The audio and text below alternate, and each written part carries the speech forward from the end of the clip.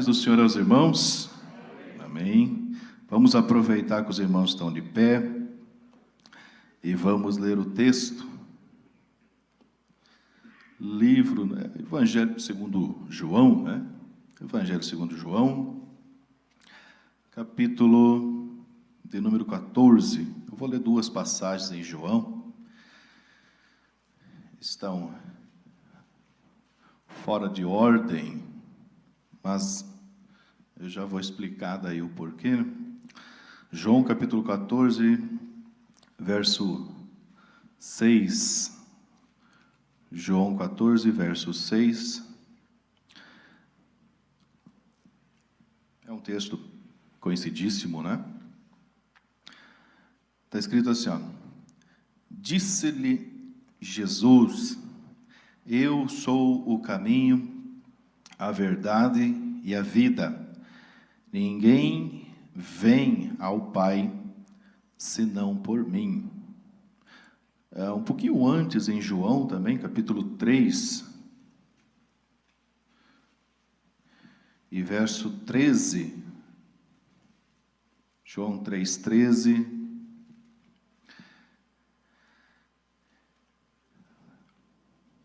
Está escrito assim, ó. E ninguém subiu ao céu, senão o que desceu do céu, o Filho do homem que está no céu. Amém? Amém. Então, os irmãos tomem assento e nós vamos entrar um pouco nesse texto. Eu peço aos irmãos que, quando os irmãos forem orar, lembra de mim na oração dos irmãos, que está aí para sair a nossa não é minha, a minha cirurgia, né? Eu vou precisar fazer uma cirurgia no quadril, colocar uma prótese, um desgaste muito grande no quadril, precisava colocar uma prótese e está para sair, né? Eu peço que os irmãos orem por mim quando forem, né? Nas suas orações aí, mencione para que Deus abençoe e que dê tudo certo, né?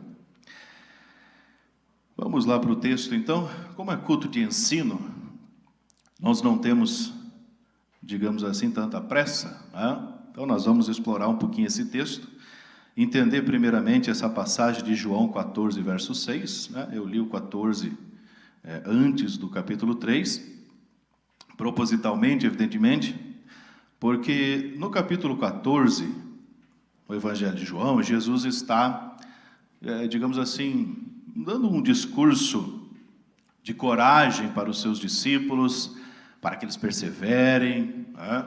Para que eles não desistam, porque Jesus está indo, vai preparar lugar, não é para eles ficarem, digamos assim, conturbados com isso. E o Senhor Jesus começa a dizer, ali, a partir do verso 3, do capítulo 14, ele começa a dizer que ele está indo preparar lugar, mas não é para eles ficarem preocupados, porque ele vai voltar e vai levar os discípulos para que estejam com ele. Para ele diz assim, para que onde eu estiver, estejais vós também. Então, o propósito de Jesus é sempre ter os seus discípulos com ele, seus seguidores, seus servos. Então, o propósito do Senhor Jesus Cristo é esse. Por isso que ele vai voltar e vai levar para junto dele, porque o propósito é estar junto. Não dá para a gente pular por cima dessa passagem, ignorando aí as pessoas que costumam dizer assim que a gente, até algumas pessoas, né, um movimento esquisito aí, esses crentes modernos, Deus me livre, né, irmão? Eles começam a dizer assim que para servir a Deus você não precisa da igreja. Ué, irmão, é a mesma coisa que dizer também que para servir a Deus você não precisa da Bíblia, como tem alguns que pensam assim também. Eu lembro de uma moça que disse certa vez que ela acreditava em Deus, mas não acreditava na Bíblia. Foi. Que Deus, então, que você serve, que não é o Deus da Bíblia, então, tem que apresentar o Deus da Bíblia para você, porque esse é o único verdadeiro. E a pessoa que diz que consegue servir a Deus sem estar envolvida com a igreja, ela está mentindo, né?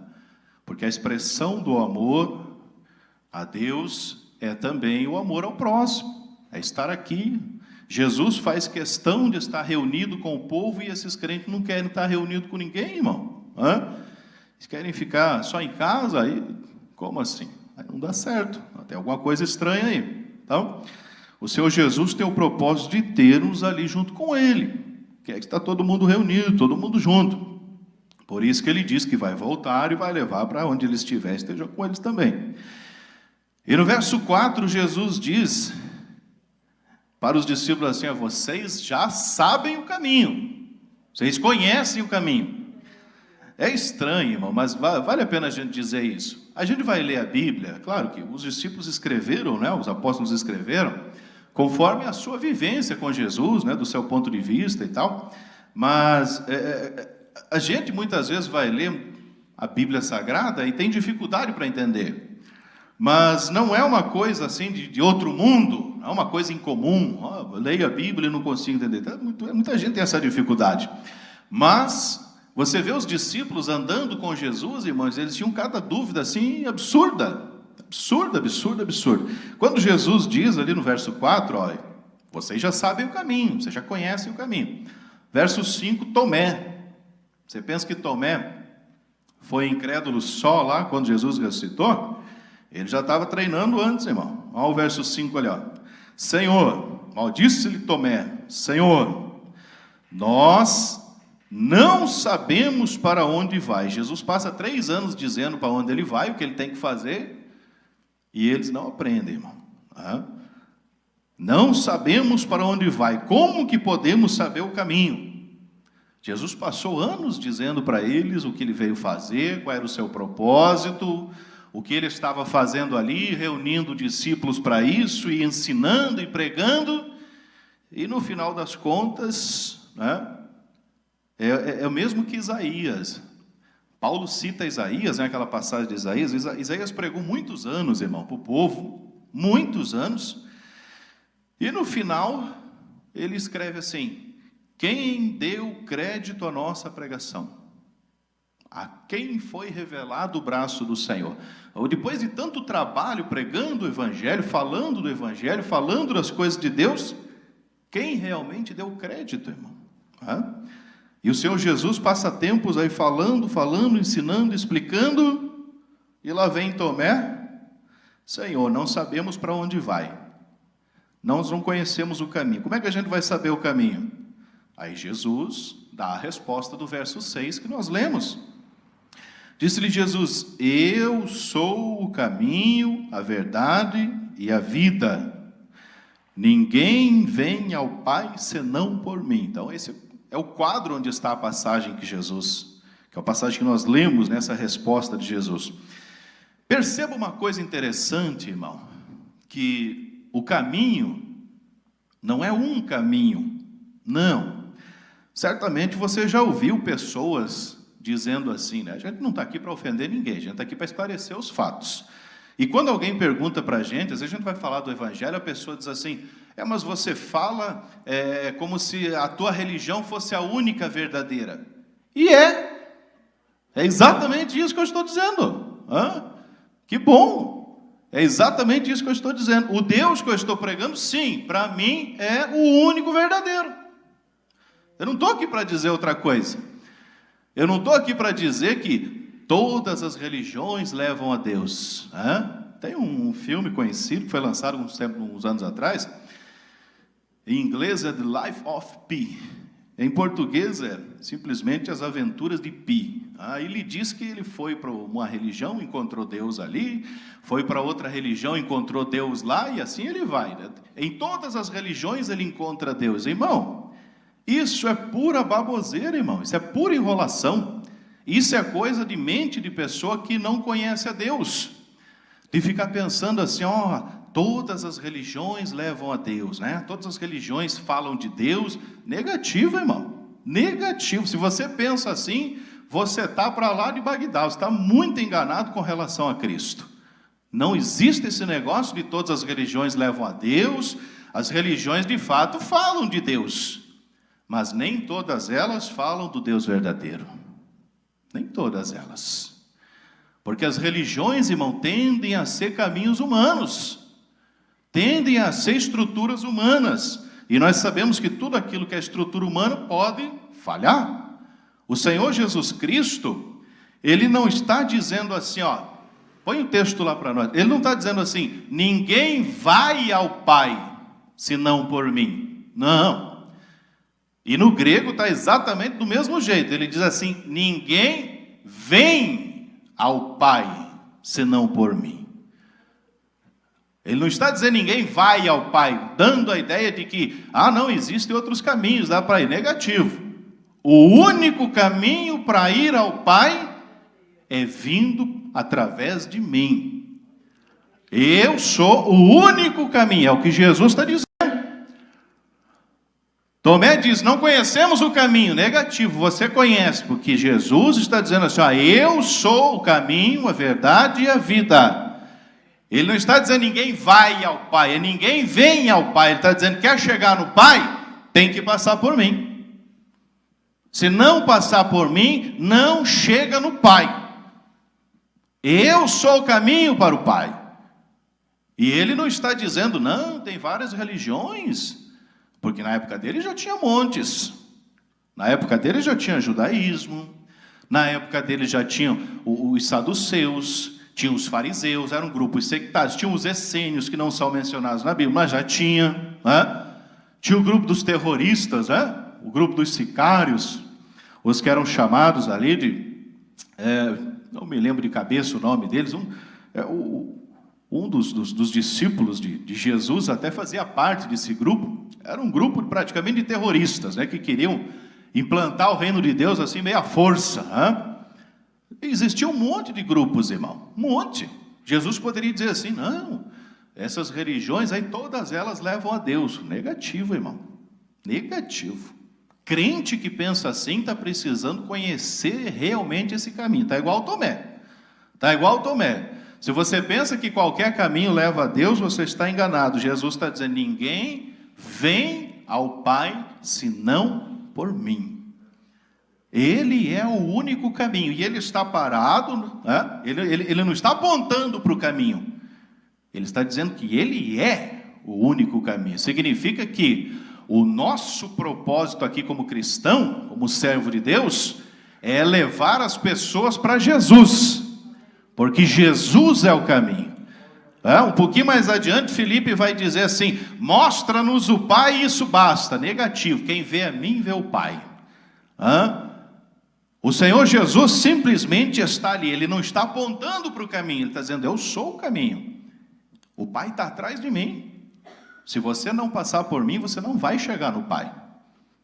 E o Pai a quem o Senhor Jesus está se referindo, é o Deus eterno, Pai.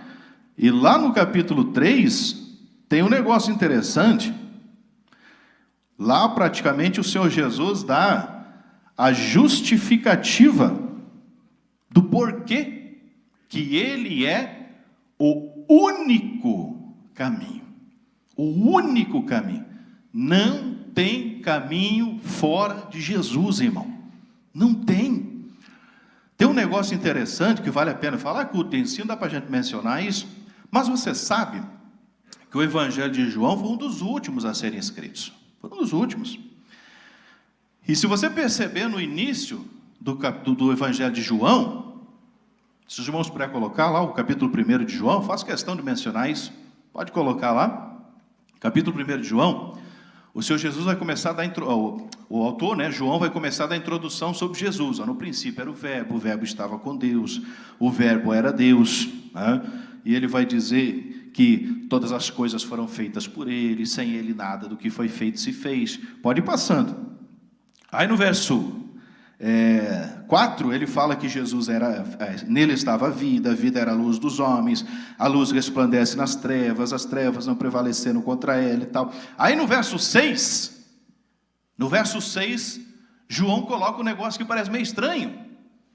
Houve um homem enviado de Deus, cujo nome era João. Aí ele diz no verso 7, veio para que testificasse da luz, para que todos crescem por ele. Aí no verso 8 ele é taxativo, não era ele a luz. Ele está falando de quem? Está falando de João Batista.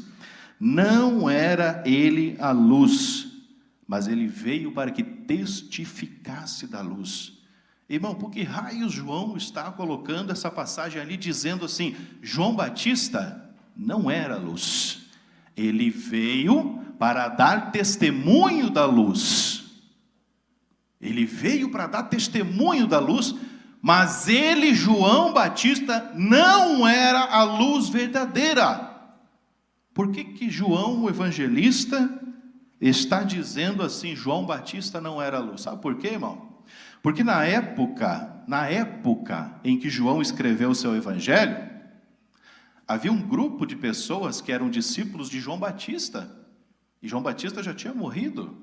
Jesus já tinha morrido, ressuscitado. E as pessoas simplesmente continuaram, digamos assim, com o legado de João Batista. Você vê se tem cabimento, irmão?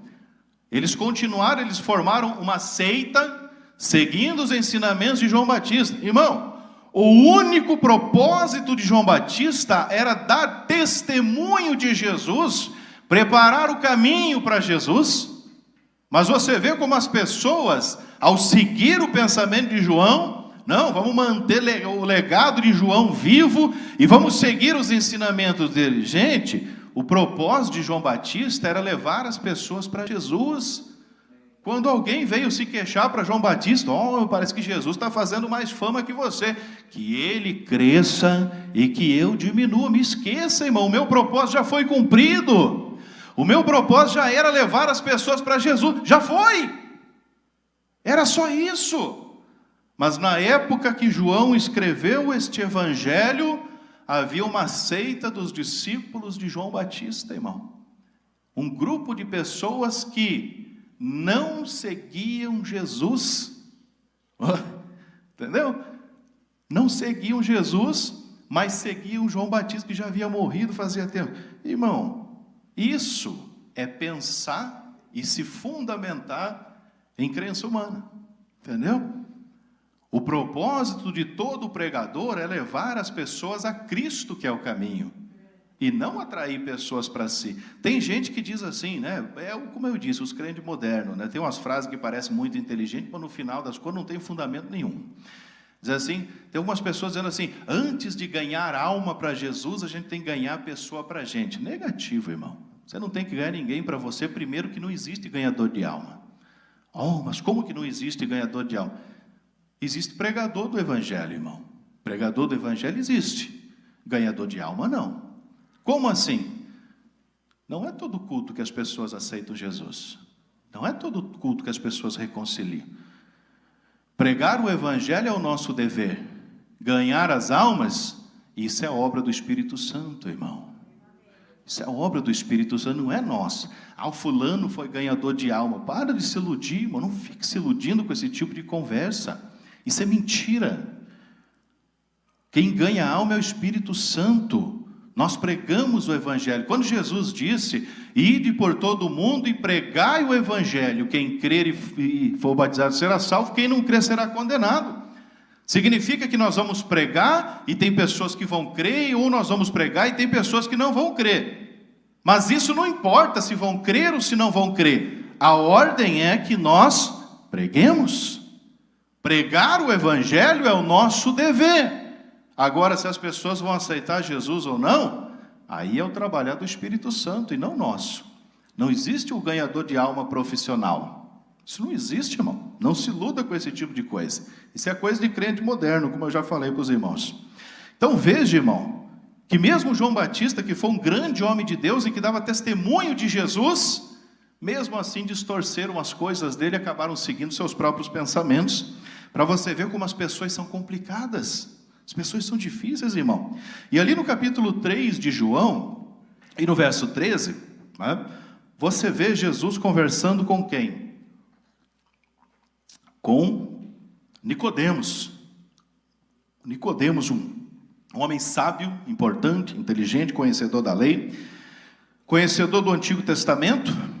E aí ele começa a falar Jesus começa a falar para Nicodemos, Nicodemos, se não nascer de novo, quem não nascer de novo não pode ver o reino de Deus.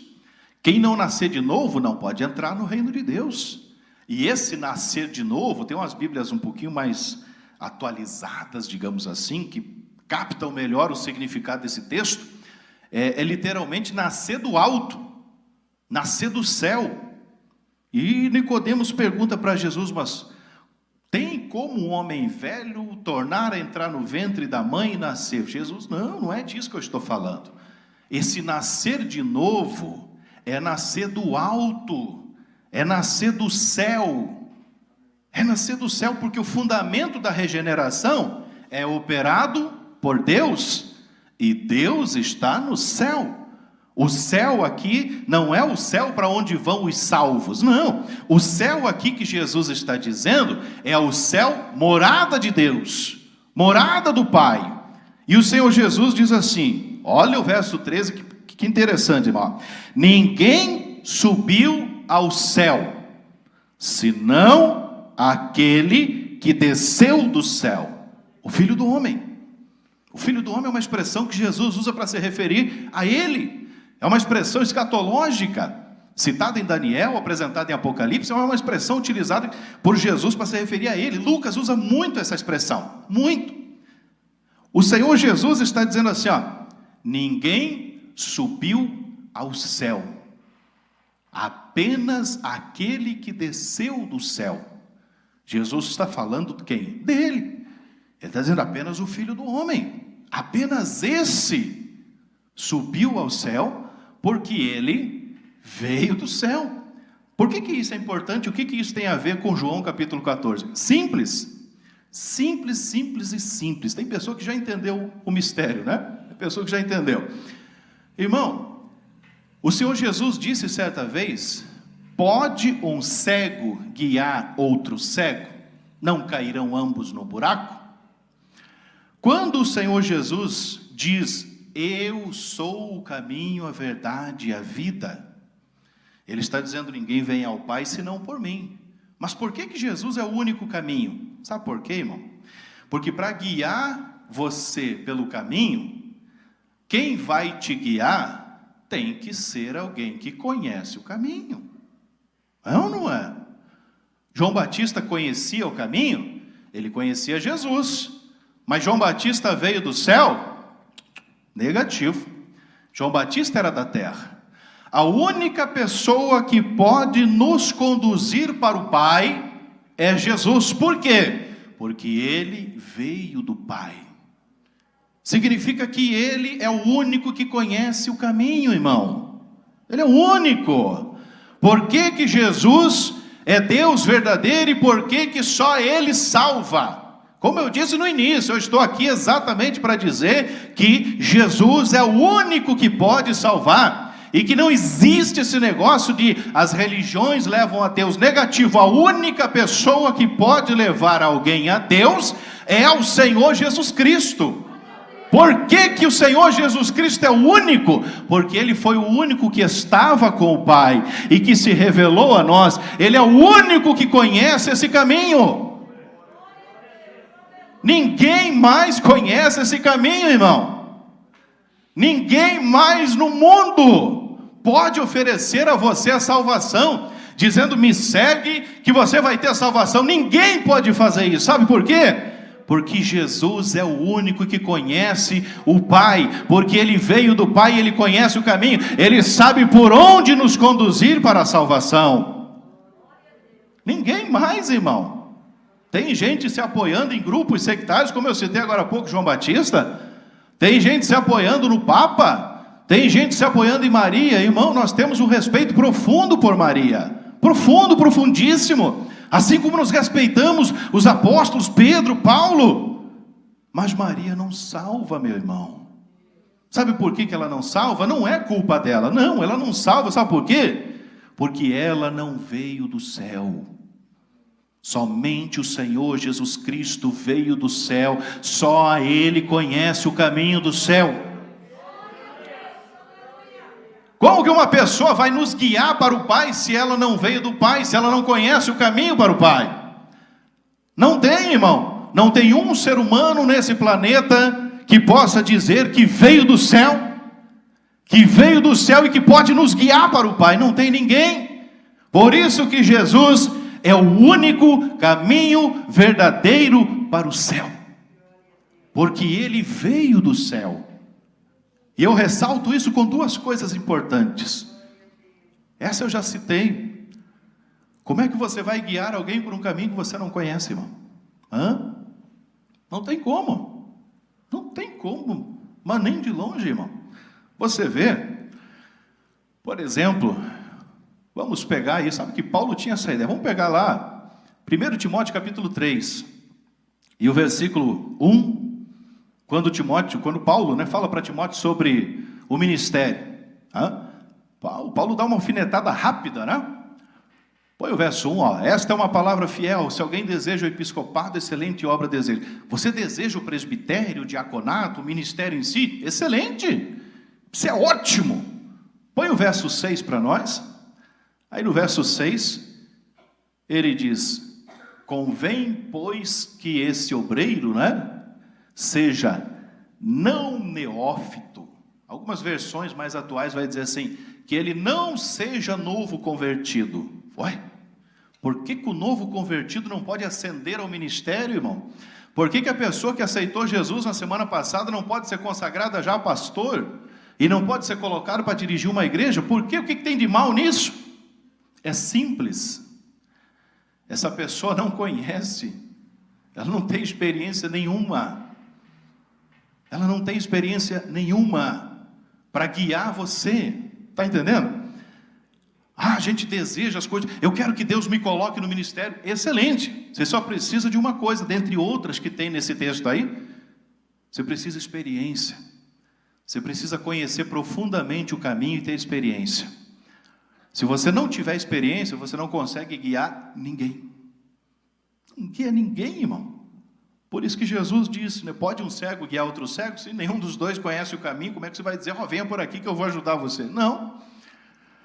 Se você não conhece o caminho, ambos vão se perder e vão cair no buraco. Por isso que ele diz que não pode colocar alguém novato. Mas você quer uma coisa melhor? Vou te dar um exemplo melhor.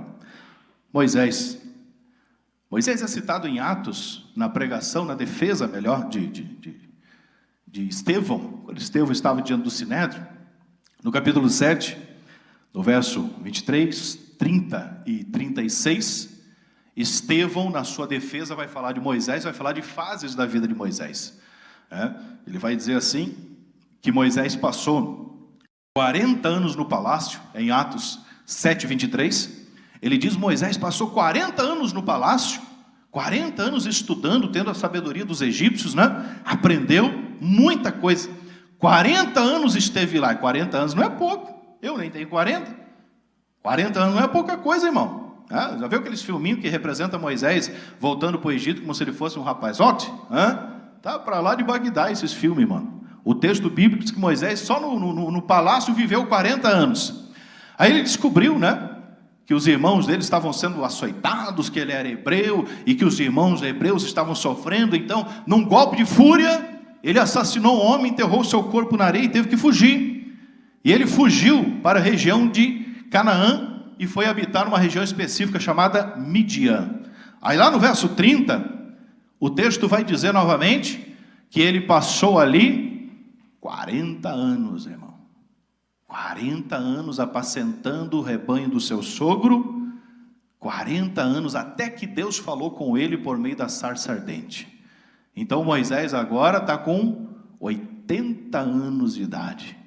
E aí Deus fala com ele por meio da sarça ardente e diz assim, você é o instrumento por meio do qual eu vou tirar meu povo do Egito. E Moisés volta, e Deus cumpre isso, tira o povo do Egito, e Moisés vai guiar esse povo. Sabe aonde que Moisés vai guiar esse povo? O verso 36 diz que ele ficou guiando, né? Conduziu esse povo 40 anos além do mar. Sabe que lugar que ele guiou o povo? Na terra de Canaã. A terra que ele ficou 40 anos morando, irmão. Ele não ficou andando que nem uma bironha, nem uma mosca tonta de um lado para o outro. Não. Deus queria que o povo ficasse ali.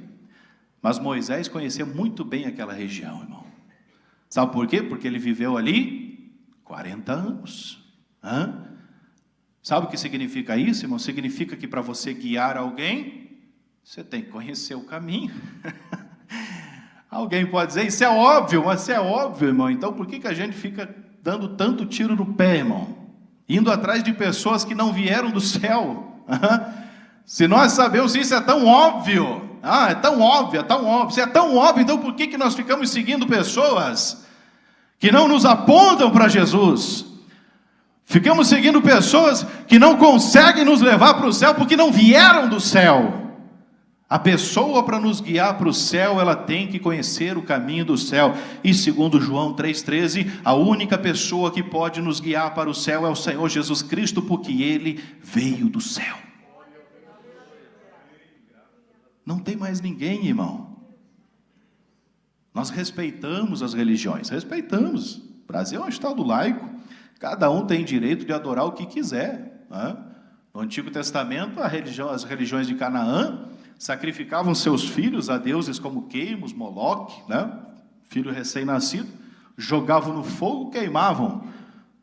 Tinham outras religiões, como os egípcios, que tinham um respeito profundo pela vida após a morte, e até o livro dos mortos dos egípcios, dentre outras coisas. Acreditavam em seres com corpo humano, cabeça de chacal, corpo humano, cabeça de gato, corpo humano, cabeça de falcão, e daí por diante. Você pode acreditar no que você quiser. Nós respeitamos as religiões. Você pode crer, irmão, no que você quiser. Você tem liberdade para isso. Agora sim, eu afirmo e reafirmo e grito para quem quiser. A única religião verdadeira é o Senhor Jesus Cristo, irmão. Somente o Senhor Jesus Cristo pode te levar para o céu. Por quê? Porque Ele veio do céu. Ele conhece o caminho. Não tem mais ninguém que conheça o caminho. O Papa não conhece o caminho. Maria não conhece o caminho. Os macumbeiros não conhecem o caminho. Sabe por quê? Porque eles não vieram do céu, irmão. Eu não estou nem dizendo para que você olhe para mim, porque eu conheço o céu, irmão. Eu levo você para Jesus, porque Jesus te leva para o céu. O meu dever como pregador é dizer para você assim, somente Jesus Cristo pode te levar para o céu. Só Jesus. Entendeu, irmão? Por que Jesus é o único caminho? Eu digo isso porque eu fico triste, irmão. Triste, profundamente triste, quando eu vejo alguns crentes evangelizando outros, e as pessoas dizem assim, irmão, você tem essa religião? Tem. Pois é, irmão, não, eu tenho a minha, mas você sabe que toda religião leva para Deus. E o crente que vai evangelizar o outro diz, é verdade não, irmão. Negativo. Você pode ter a religião que você quiser, mas a única que te leva para o céu é aquela que está firmada no Senhor Jesus Cristo. Amém? Vamos ficar de pé, que o nosso tempo foi embora. Vamos orar. Às vezes tem gente que diz assim, você é intolerante, né? Os crentes são muito radicais, são intolerantes, ficam pensando que só a religião deles é verdadeira. Mas isso é verdade, meu? Pode acusar à vontade, isso é verdade mesmo? Nós não estamos aqui para negar isso, né? Se tem gays aí, por exemplo, do movimento LGBT, que ficam dizendo assim, que o propósito deles é realmente destruir a família, e ninguém fica incomodando eles por isso, ficam até achando bonito. Agora, irmão, por que eu vou ter vergonha de dizer para você, sim, que eu creio que a minha religião é verdadeira, porque está firmada em Cristo, que o único caminho para o céu é o Senhor Jesus Cristo. Tenho vergonha disso e grito isso aos quatro ventos, irmão. Vamos orar, meus irmãos, vamos agradecer a Deus. Senhor...